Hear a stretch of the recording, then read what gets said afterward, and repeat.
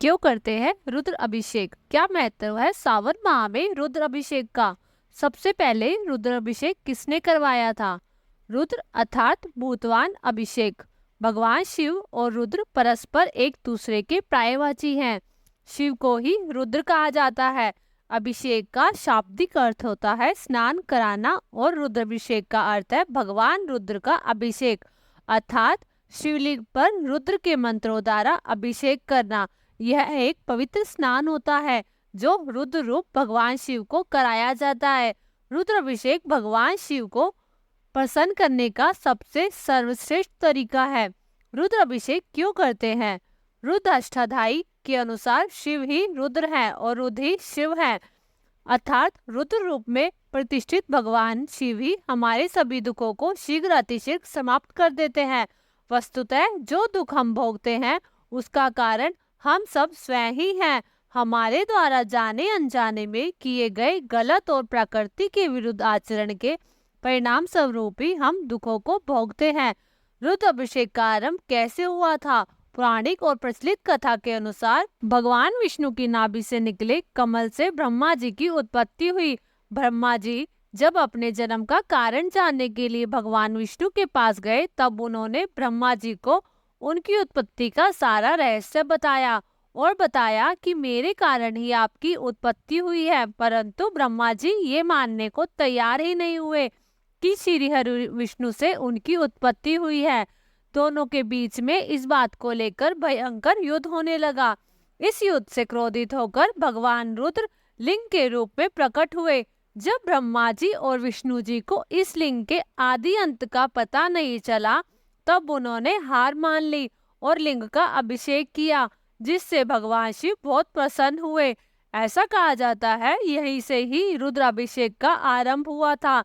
और दूसरी कथा के अनुसार एक बार भगवान शिव अपने परिवार साथ वृषभ पर बैठकर विहार कर रहे थे। उसी समय देवी पार्वती देखती है मृत्युलोक यानी धरती पर लोग बड़ी ही श्रद्धा भाव से रुद्र अभिषेक कर रहे हैं। देवी पार्वती को ये सब देख बहुत जिज्ञासा हुई और तब उन्होंने भगवान शिव से पूछा, हे नाथ, मृत्युलोक में लोग इस तरह आपकी पूजा वंदना क्यों कर रहे हैं? इसका क्या फल है? भगवान शिव बोले, हे प्रिय, जो मनुष्य शीघ्र अतिशीघ्र अपनी कामना पूरी करना चाहता है वह आशुतोष स्वरूप मेरा विविध द्रव्यों से फल प्राप्ति की इच्छा से अभिषेक करता है। जो व्यक्ति शुक्ल रुद्राष्टाध्यायी से मेरा अभिषेक करता है उसे मैं प्रसन्न होकर मनवांछित फल प्रदान करता हूँ। जो व्यक्ति जिस प्रकार की कामना पूर्ति के लिए मेरा अभिषेक करता है वह उसी प्रकार के द्रव्यों का प्रयोग करता है।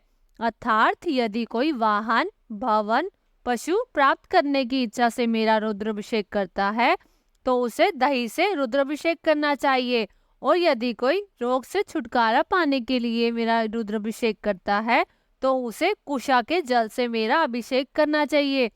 ठीक उसी तरह जल से अभिषेक करने पर वर्षा होती है और गन्ने के रस से अभिषेक करने पर धन की वृद्धि होती है। तीर्थ के जल से अभिषेक करने पर मोक्ष की प्राप्ति होती है और इत्र मिले जल से अभिषेक करने पर बीमारी नष्ट होती है। शक्कर मिले दूध से अभिषेक करने पर सद्बुद्धि की प्राप्ति होती है। घी से अभिषेक करने पर वंश की वृद्धि होती है। सरसों के तेल से अभिषेक करने पर रोग तथा शत्रु का नाश होता है। शुद्ध शहद से अभिषेक करने पर पापों का क्षय होता है।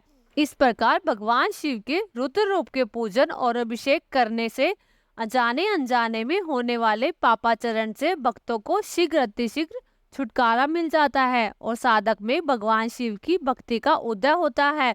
भगवान भोलेनाथ अपने नाम के अनुसार ही भोले हैं। भगवान शिव तो प्रेम से एक लोटा जल चढ़ाने मात्र से भी प्रसन्न होकर भक्तों के सारे दुखों को स्वयं हर लेते हैं और वही रुद्राभिषेक करने से व्यक्ति की कुंडली से पातक से भी महापातक दोष जलकर भस्म हो जाता है तथा भगवान शिव का शुभ आशीर्वाद प्राप्त होता है और उनके सभी मनोरथ पूरे होते हैं। ऐसा कहा जाता है भगवान शिव के रुद्र पूजन करने से सभी देवताओं की पूजा स्वतः ही हो जाती है। दोस्तों, रुद्राभिषेक की जानकारी आपको कैसे लगी कमेंट करके जरूर बताएं और वीडियो को लाइक करें और चैनल को सब्सक्राइब करना ना भूलें। ओम नमः शिवाय।